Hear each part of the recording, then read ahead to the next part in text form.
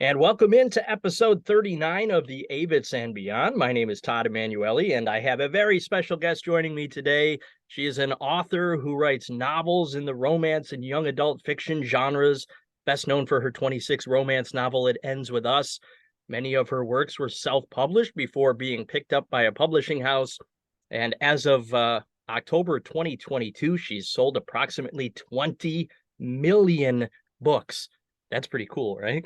Uh, Also named, this is even cooler, one of the 100 most influential people in the world by Time Magazine in 2023. Colleen Hoover is here. Colleen, thank you so much for coming on with me today. Thank you for having me. I'm so excited. When you hear an intro like that, does it like hit you like, wow, uh, I've done some Yeah, stuff? honestly, I kind of start to glaze over because I get really uncomfortable. I'm sorry. I had to No, start with no, that though. it's fine. It's just, you don't hear stuff like that all the time. And when it's pertaining to you, it's like, how did this Right? happen? This is Like that's insane. that's me. He's talking about me.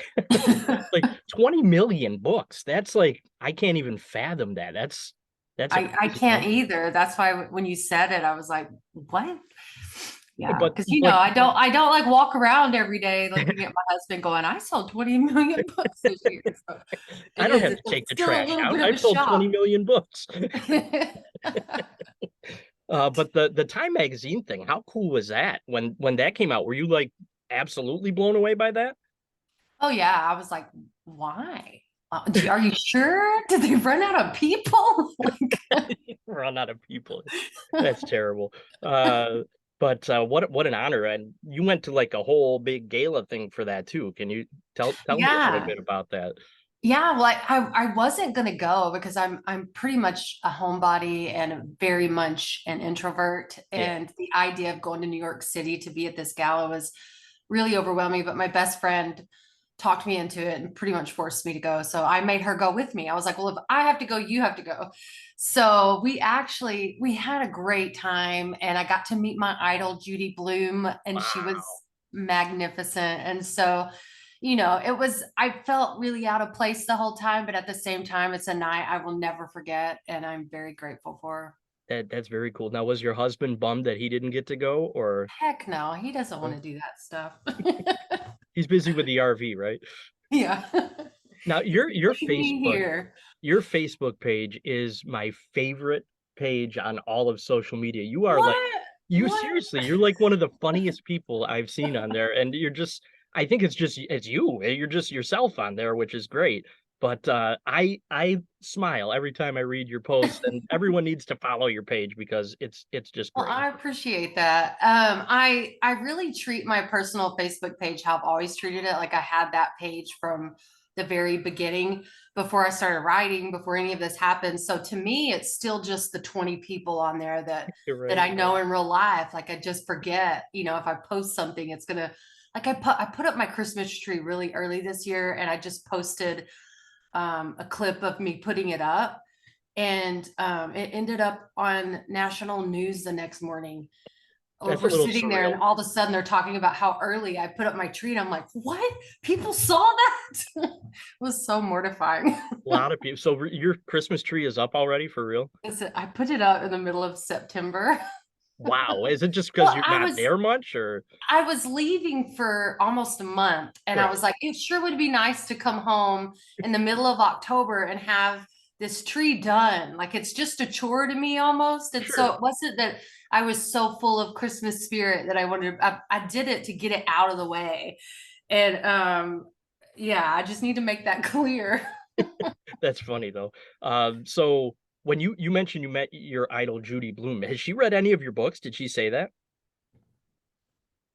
She I can't remember. Is that weird? Like I was so starstruck, I don't really I remember get the that. conversation, Yeah. but I remember her telling me, like her husband owned a bookstore in Florida, I believe, and she was telling me that I'm one of their biggest sellers, and she was telling her husband like she just said my name and he knew who I was. So that to me was like such a shock that if she has read any, I would be mortified, but I'm going to pretend she hasn't. Well, but she's definitely had your books in her hand if she sells them, and That's Yeah, pretty like cool in the itself, fact right? that Judy Blume knew my name, I was like Yeah. floored. Yeah, like that was a fangirl moment. Awesome. But you're like you're a huge star and you don't even realize it, it seems like. I love that. I You're mean, my just life feels very much the same as it always has, yeah. like I don't know. My husband and my kids keep me grounded and remind me every day that I'm nothing special. Well, isn't that sweet? You are nothing special. Uh, Don't forget where you come from. right. No, that's actually a good way to go about it, I think. Anyway, we don't have a ton of time here because Zoom is ridiculous. I only have 40 minutes from when I log on. So this will go I'm by so very sorry. quick. I actually forgot I was in Washington today. Yeah. And my husband, we were sitting on the couch 15 minutes ago, and he goes, "What time's your podcast?" I go, "Oh, it's not for 2 hours. It's at 11:30." And he goes, "Central?" And I said, "Yeah." And he goes, "That's right now. You're not in Texas." Oh. Yeah. So it's 9:30 here, and I just completely forgot I'm not in Central Time. So it could have been really bad. Thank you, husband, for realizing this. Good thing he's around. That's I very know. very nice. Anyway, so you're a big Avett Brothers fan, I and am. this is an Avett podcast per se. You know, I talk about a lot more than the Avett Brothers, but you started writing. When did you start writing? When you were young? Oh yeah, I've always wanted to be a writer. I think I kind of gave up on the dream Hmm. in my 20s because I was a mom. I was in college working full time. Like I just, couldn't fathom making it as a writer. Yeah. So I chose social work. I was like, I need something that will put food on the table now. And so I did that for several years. And it wasn't until I was 31, I think like 12 years ago, that I started writing my first book. And now, were you truly inspired by the lyrics of the Avett Brothers to start writing again? I read that somewhere. Yeah, it was kind of a culmination of things. I had just gotten into like a few book series and was reading a whole lot. And as I was reading, I was like, man, I wish I would have done this with my life. Like I knew I always wanted to be a writer. And then I went to my first Avett Brothers concert, and I remember I think it was at the Palladium Ballroom in Dallas, which was a really small venue. And so I was on the rail and right in front of them. And one of the first songs that came out and sang, was the one with the lyrics, "Decide what to be and go be it." And I swear that moment for me was like, why? Why? Look at these guys who are my age, following their dreams, living this art. Why can't I do that? And I literally used that moment to be like, I'm just going to write a book for fun. Let's just see what happens. And And was then that slammed? That was the it first was, yeah. 2012. So did you like lock eyes with Scott or Seth and be like, oh It my was God, Seth, actually. I was was it? on Seth's side, and he was like, just see, it felt like, how you feel when you're in the crowd. You're the only one, and they're singing Sure. straight to you. Yep. So thank you, Seth. Do they, I mean, I've seen pictures of them holding the book. Have you had a chance to meet them and talk with them about it or anything? Oh, heck no. I don't No? think I want to. I'm very Hmm. like, I don't want to meet my idols, and I have them on such a pedestal. And I know they would be so down to earth and so nice, but They really are. yeah. And so I know that it would be everything that I dream it to be. I'm such an awkward person that I don't think I would enjoy it.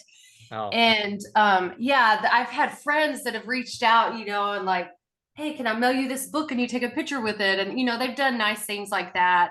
Um, but I kind of have put a ban on my friends and family, like, stop trying to reach out and get favors. Like, don't, like, I just have the best sisters in the world. And they were emailing, in the beginning of all this, trying to get me to meet them or get a phone call. And I'm just like, I don't want that. I appreciate it, but I don't want it. Like, I don't want to meet these guys.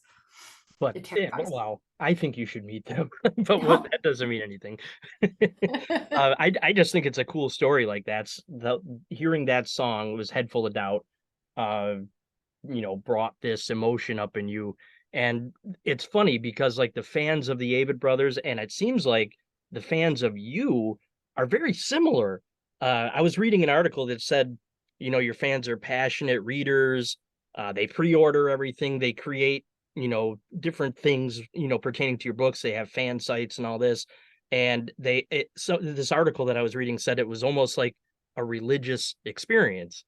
that your fans treat you like that. But I think the Avets fans are similar, where it's like a religious experience going to see them in concert. Is that just a weird coincidence, or do you think it's just karma, or what? Just your fans are very similar. I kind of feel like it's the fandoms that have been built with like the um kind of the newness of social media about 10 years ago. Like it feels like a different crowd. Like we all got into these things that inspired us and built friends within the community. So it's not even so much about the Avett brothers or me as the author, but these readers have become friends with each other and are in each other's weddings It's the yeah, same and thing, so though. I think it just is a coincidence that it just happens to be like my books that are common ground between all of these people who read my books, but that's just kind of how social media has allowed us to get close to each other in That such a is true. different way than 20 years ago. Right, and it probably is just a trend or whatever I'm trying to say. Like for a passionate fan base, that's just the way they are with whoever Yeah. they're passionate about, and it Yeah, just look at the Swifties, right. man. Well, right. That's a perfect example. That I think all passionate fan bases really are, when it comes down to it, the same. And it's just a coincidental thing that like you and the Avets have the same type of thing going. Yeah, the Swifties they do look at Taylor Swift in a religious light, I think, a little bit. Oh yeah, yeah. Well, and I feel like the Avett brothers set such a good example in their lyrics and kind of in the way they hold themselves that makes Definitely. their fans want them to be proud of them as a fan club, Yeah, like and now I discovered, well, I heard of the Avett Brothers a long time ago, but I didn't really start listening to them until a few years back. And I've never had a band that I've liked or anything that I've liked that makes me want to be a better person. exactly. And I don't know what they do, if it's just the lyrics, the way the family is, like their family is this amazing thing, and the way they treat people. And it's just, they make me want to be a better person. And Yeah. I think it's strange, but awesome at the same time. Do you make your fans want to be better people? I Oh hope you gosh, I hope, right? hope so. I mean, that would be the biggest compliment ever, but I don't know. I feel like a lot of kind of cheesy, inspiring stuff, but then I also have some dark stuff. So Yeah. let's hope the dark stuff doesn't influence them. So, you've written a whole bunch of books now. You hold the record for the most books being on the bestseller list at the same time. Is that accurate? I don't know. They couldn't find an author who had like standalones that many that I know of, but I don't think like it's been confirmed or that I would put it on anything, because I haven't personally looked into it. You're not going to put it on like your sandwich board that you walk around wearing, saying that you sold 20 million books. 20 million books. I had 16 books on the bestseller list at the same time. No other author has ever done that before. That's what I read. So I read it, so it must be true. But I honestly don't know. I turned off Google alerts and avoid every article I can that's written about me. So do you I'm really? I wonder I'm about that with celebrities, if you actually pay attention to anything that's said about you. heck no. Heck no. No, I would think I that's avoid it. Like dangerous, right? I also forced my mom to turn off Google alerts. Really? Yeah, because it's not always positive stuff. And Sure. it would get to her, and I'm just like, Mom, turn it off. You don't need to wake up to that every day. Do you ever have a day where where you do wake up and be like, I want to see what people are saying, and you just sneak on and look a little bit and read No, comments? No, no. that's good. That's probably good I for mean, I read mental health. comments like on my social media, like on my Instagram, my Facebook, but I do not seek stuff out. No.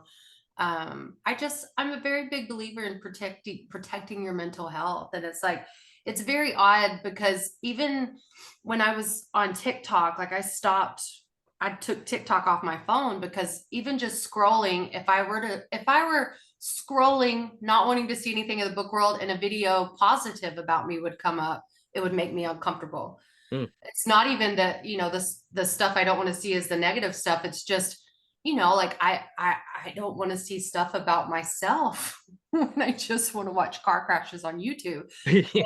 So yeah, I don't seek it out, honestly. You say that I had car crashes pop up in like my algorithm somehow.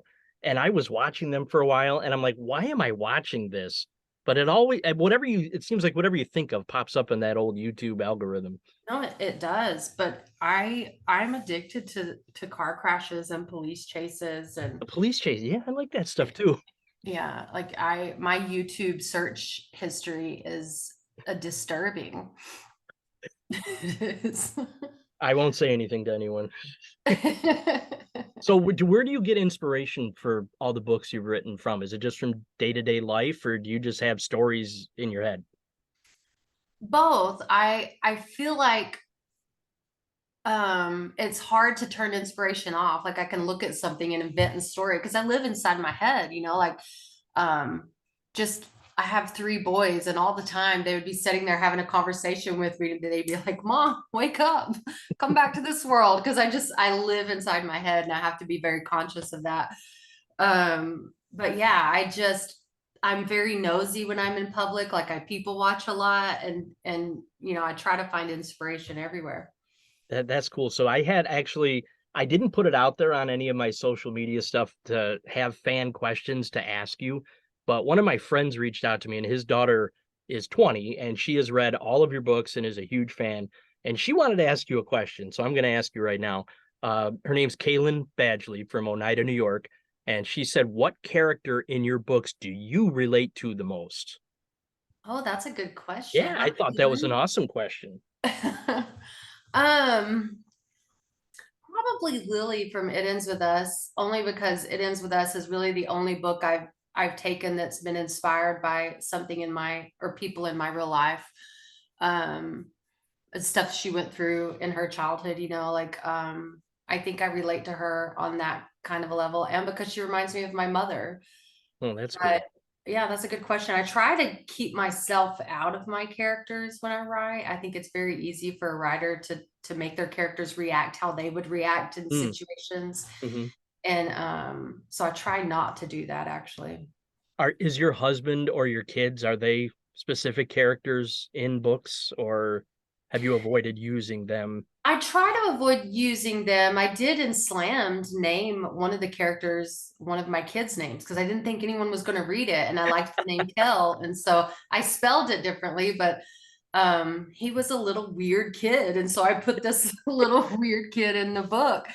But no, like in romance, it's very common to write alpha males, like the big tough guys. And I just was never drawn to that. My husband is a very kind soul, and I don't know if beta male is a thing, but that's what he would be if that's a word that people use. And I think I put a lot of him into the male characters of my books unintentionally, just because Hmm. I have this wonderful example of a man that I've been with since I was 16 years old. Have you So you've been together that long? Wow. yeah, yeah, we've been married 23 years. No wonder he didn't want to go to the gala with you for the Time magazine thing. Yeah, no, I don't need to experience that. That's okay. I love that. So one thing I read also was that you self-published your books early on. What Mhm. what what is that like? Is that like a struggle? Or is having like the publishing house deal more stressful? What's better? There's positive and negatives to both, and I still right now I don't have any self-published books left. I sold the last of them last year. Okay. But up until last year, I was still like, sometimes I would give the publisher a book, sometimes I would want it for myself. Like it just depends on the book really and the mood I'm in. But how But how does they, that they work? are Like, a big help in the sense that they do a lot of the marketing, the cover design, the editing, all of that okay. stuff. So when I don't want to hire people to do that myself, or when I sign a contract with them. But how it started out was, I had written this story that I didn't even really consider a book. I never tried to get it published. I wanted to get it onto a Kindle. I had never even heard of self-publishing. Hmm. And I Googled how I can get this book onto my grandmother's Kindle because she had gotten one for Christmas. And then I found that you could put books on Amazon without a publisher. And I was like, oh, I'm going to do that. It'll be Oh so much yeah. easier than Yeah. because I had been sending everyone the file that wanted to read it in my Huh. life. So then I just uploaded it, a Word document, into this file. I used one of their covers that they gave you for free. Just a I didn't have generic any cover. money. Yeah, so I couldn't afford like real editing and a real cover. And so it looks very much self-published. And I put it on Amazon and just put it on Facebook. I was like, hey guys, here's a link. You could download this book. And Amazon gives you like 3 days where people could download it for free, but then they force you to charge for it. Mhm. So after the 3 days was up, people continued to download it. And then I was like, oh my gosh, I made $30 this month. And then like $60 the next month. And then 4 months into it, I believe it was 4 months, 5 months into it, it hit the New York Times as a That's self-published book. crazy. You had to be like, what? Yeah. I was at work and I found out that it was going to be on the New York Times, and I didn't tell anyone because they tell you the week before the list comes out. And I was like, I think they're wrong. I'm not going to say anything. I don't want to get anyone's hopes up. And I waited until it was actually like on the list in the paper before I Yeah. told anyone, because I was scared I would be wrong. Where did it pop onto the list? What number was it at? Do you remember? I think like 10. I really Wow, don't that's remember. crazy. I, I can't even imagine what that must have felt like. But was that slammed? Was that the first one? Yeah, that was slammed.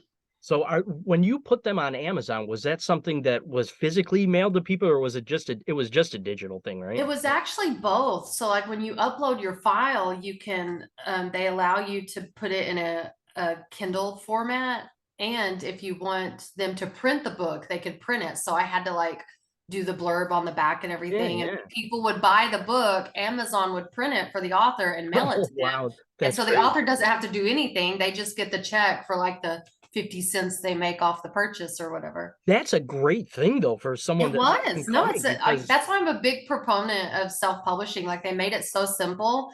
And my career would not have happened had it not been I for mean, that like you opportunity said, you right didn't there. have money. You Yeah, didn't need to have it to put that out right, there. And look what happened. 20 million books later, bam. right. Thanks It's to Amazon. insane. I wonder how many printed copies of that book are floating around still and what those things are worth right now, because I bet you that's worth some money. Uh, People do like they get the self-published versions, and then there's my third book, Hopeless, is the one that was it's really hard to find and self-publish okay. because it was only available for like a month, I think. Oh And my so there's God. probably 200 or 300 copies, and people sell that thing for like $500 to $700. It's insane. And I'm like, it's the same book that you can get for $10 on Yeah, but it's Amazon. not. But it's not. Yeah. That's a rare thing. That's really neat though. What a great story. All right, we're quickly running out of time here. I just looked at the clock. We have like 12 minutes or something left. Oh, Uh, dang. yeah, I know it goes And so so fast. It's fast. crazy. Where and when and where were you when you discovered the Avets and their music? Quickly. I was sitting on my couch Yeah. looking on YouTube. I don't know, probably car crashes. And I came across Murder in the City, and me and my little sister were both sitting next to each other. And I clicked on the song, and I'm like, is this a joke? I can't tell if this is satire or if this is real.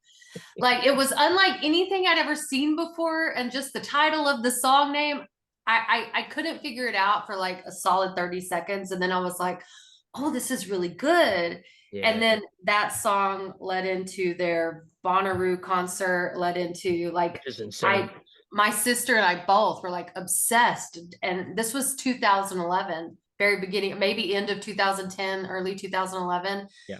And so we spent the entire next week consuming everything we could from these guys. That's awesome. Now, Murder in the City, I think, is like the perfect song because the first line like draws you in, like, where are they going with Yeah. this? And then, Yeah. there's a little comedic part in there, and then boom, they hit you with the feels at the end. It's just a perfect song. It is. And I've had their father on my show. I'm actually friendly with Jim now, and I asked him So nice. which brother he liked best, and and he kind of looked at me and shook his head. He goes, "Man, everyone asked me that question." He goes, "I love all my children the same, and I told all of them separately that they were my favorite when they were younger."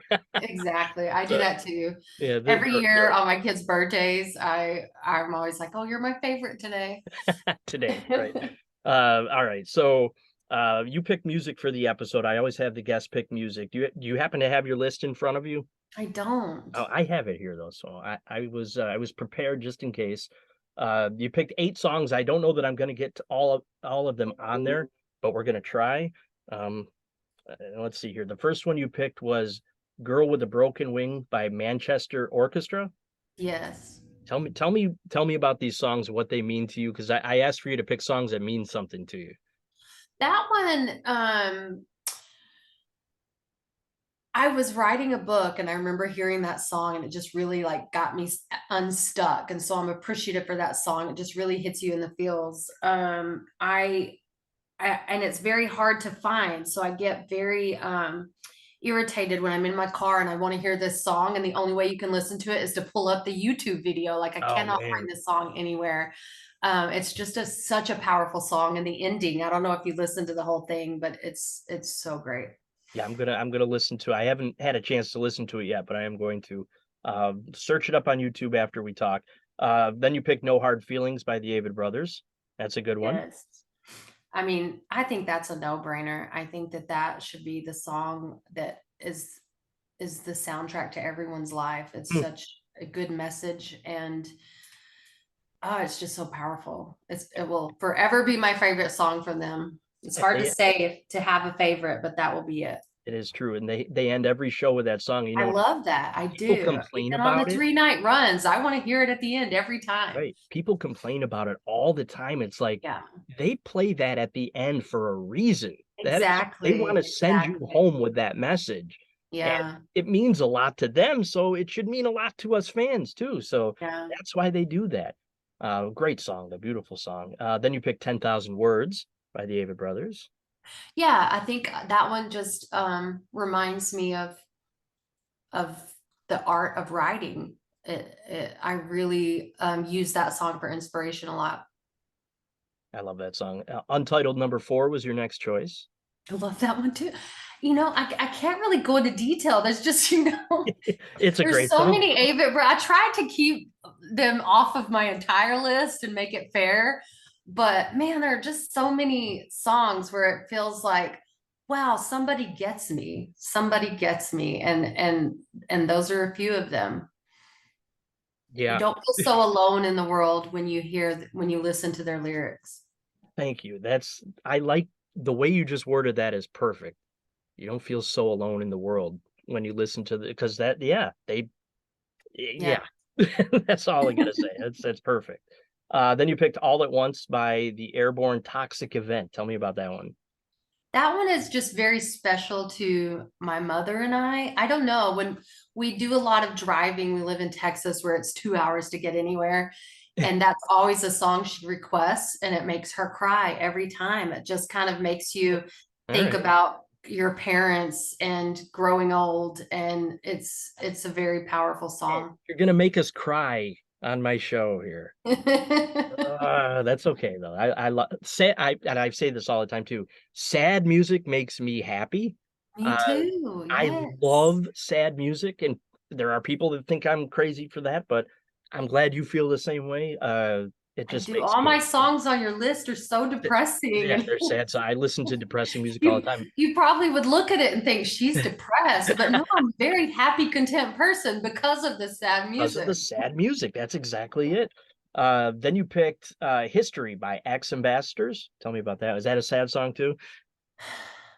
Really, I think it's more like a breakup song. I just saw them live and seeing him perform that song live. He is the most powerful vocals you will ever hear live. That Hmm. man is amazing. And that's one of those songs where you just kind of sit there in awe, like, wow, this is live right here, right now. You know how I feel about some of these artists and getting to go see them. Like we are so lucky to live in a time when Mm-hmm. we can see these bands live. I feel that very strongly about the Avett Brothers and Ex Ambassadors and the Airborne Toxic Event. And yeah, I think I saw a quote from you somewhere where you said that aren't we lucky to be alive during these 100 years that the Avid brothers are around? yes, And yes. that's great. I'm paraphrasing, but it was something like that. But right, that's perfect. Now you got speaking of depressing music, Ben Folds is known for his depressing music. We've got Fred Jones Part 2 by Ben Folds. Love Ben Folds, So by the way. Of course I do. yeah, that one, I mean, that speaks for itself. That song about this old man getting fired, right at retirement. It's so sad. And my son and I love that song, and we love to go down the road and get so sad listening to it together. Yeah, it's just one of those to add to the depressing car rides. The depressing car ride. Oh, and then you got sea shanties. So over COVID, I spent a lot of time with my children, and they As we got all me did. onto some very interesting music, but they are very into sea shanties. Okay. And we would just turn Alexa on to sea shanties and dance in the kitchen and sometimes on the counters. That's great.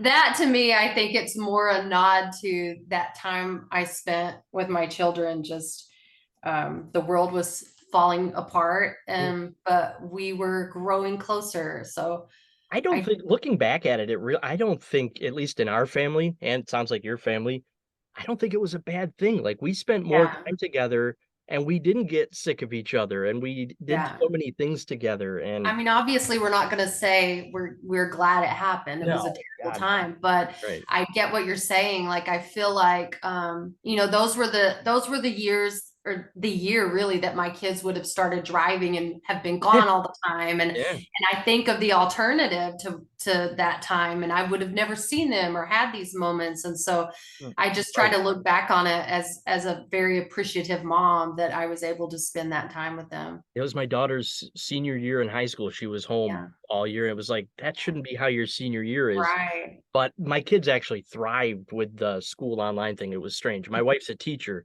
so she Oh, actually that really helps. Yeah. enjoyed teaching online, which is strange too, because it was so different, so out there. Yeah. But she's a computer person, so she really enjoyed it. Anyway, how many Avid shows have you been to? I've lost count. I'm not one that like has a list somewhere.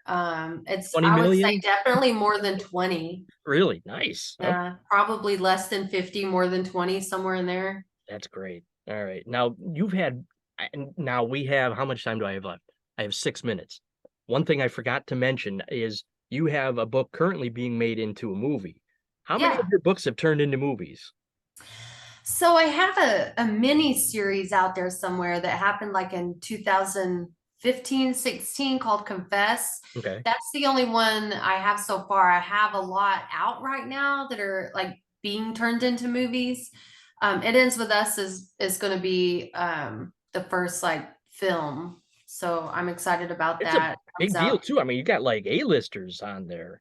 Yeah, I'm Big time. super excited. Blake Lively's the star, and Justin Baldoni, and yeah, I'm super excited to see this one. Now the writer's strike's over now. So Mhm. did that affect production and everything that was It going did, on? yeah. We were shut down, and there were still some scenes left to film.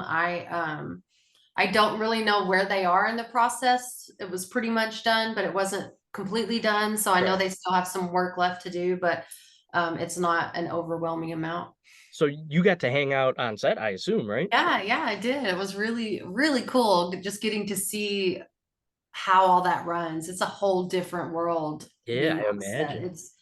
It's very fascinating and very intimidating. Did they ask for your input on certain things, like they want things to be a certain way? Did they Oh pull yeah, you in or they, Justin's been in contact with me very closely. He's very he's just been very communicative with me, and they don't all have to do that, and not all producers want authors really involved because they want it to become their creation, but he's been very good about wanting to make the readers happy and give them what they want out of this book. So I'm that's why I'm so excited about it, because I do feel like they're going to do it justice. do you know when the movie's supposed to be out? I mean, if they're still not I done don't. They creating, had a release date, but yeah, that's going to have to change that all because got of the messed up, strike. right? But I don't know when the new release date is yet. Well, how exciting. And that had to be like such a surreal experience being on the set of a movie based It on was. It book. was, especially because there's just so many people involved, like hundreds of people there. You have these 18 wheelers with the name of the movie on the side of it, like parked in the streets of New Jersey, and I'm like, how did this happen? All because Yeah, of I took a Amazon. lot of behind the scenes pictures and videos just to kind of keep to myself to remember Yeah. all of that. It was really cool. That is extremely cool. Congratulations on that, by the way, too. That's Thank you. really Thank neat. you. One more thing, and then I'll let you go. John Crow, artist John Crow, because of him and the shirts and the art that he creates, I posted something about a shirt that he made for me, and you commented on it, and I think you bought like, I don't know, like 12 shirts or something like that from him. I did. What do you do with 12 shirts, first of all? Listen, I have a lot of people in my life who love the Avett brothers. Okay. All of my kids, you should see my son, like my middle child, he has one of their album covers tattooed on his arm. Like Okay. they don't just mean something to me. I think that Yeah. it's amazing that you have this band, you know, because when we were younger, you didn't listen to what your parents were into, but this band somehow trumps that, and you have children and grandparents and parents all can say they're my favorite band, and I just think that's a testament to their talent. It is totally. So John Crow puts these shirts out. We're gonna do a giveaway because of that post, and Oh, that like that's awesome. The it shirt was exploded. amazing. So yeah, he that post exploded when I posted it, and he goes, "Why don't we do something where if someone's following your page and my page, we'll take their name down and we'll give away a shirt of their choice from my website." So I'm like, okay, sure, John. So we're gonna do that. A lot of people have been entering like crazy. JohnCrowArt.com is his website if you want to go check out his work. He's a super talented guy, really Yeah. nice guy, and he was blown away that you were contacting him, and actually he's like, I didn't think she was for real when she said she wanted all those shirts, but we got a good laugh out of that. But so thank you for the inspiration to do the giveaway, and we're going to do that after this episode airs, so thank you so Awesome. much. They're very amazing shirts. I can't wait to get home and get them. Yep. So yeah, you got a whole bunch of them sitting on your front door step right now. Thank you so much for coming on with me. I really appreciate this. Thank you. And thank you for this podcast. I think that it's really fun what you do. And, you know, another thing to help bring Avett fans together. Yep. I'm surprised there hasn't been anything else like this. I had the idea and I just wanted to do something because there's nothing out there, and Yeah. people have kind of latched onto it. So, and you're going to help that a lot by being on the show with me. Like Michael Gans said, I hope that I can help you in your writing career or whatever. I'm like, oh yeah, I'm here to help her write. Sure. I love that. I love his post. It was great. Yeah, that was funny. But thank you so much. Best of luck to everything down the road. I hope you maybe come back on with me someday and we'll Oh, yeah. This was talk some fun. I more. absolutely will. All right. Well, safe travels, and I'll look forward to seeing you on Facebook, and All I'll right. post on there. Thank you. Thank you Bye. so much. Bye bye.